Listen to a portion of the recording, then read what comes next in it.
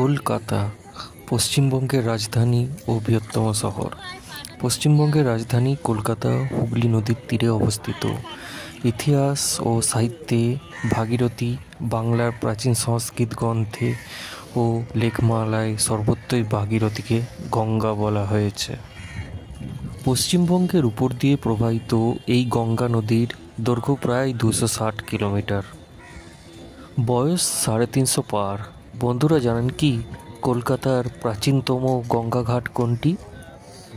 কলকাতার সবচেয়ে পুরনো গঙ্গা ঘাটের দাবিদার হিসাবে আমরা 3টি ঘাটের নাম পাই: চাঁদপাল ঘাট, সুতানুটি ঘাট এবং পুরনো কেল্লার পিছনের ঘাট, যাকে ওল্ড ফোর্ট ঘাট হিসাবে চিহ্নিত করা হয়েছে।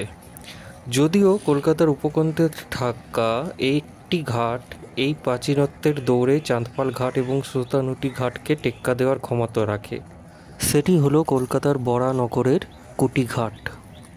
বরাহনগরের কুটিঘাট সম্ভবত 1659 খ্রিস্টাব্দে প্রতিষ্ঠিত হয়।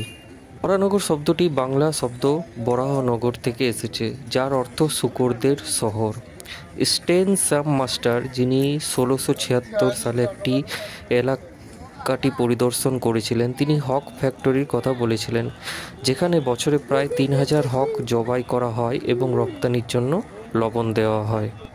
1602 খ্রিস্টাব্দে ভারতে ওলন্দাজদের আগমন ঘটে।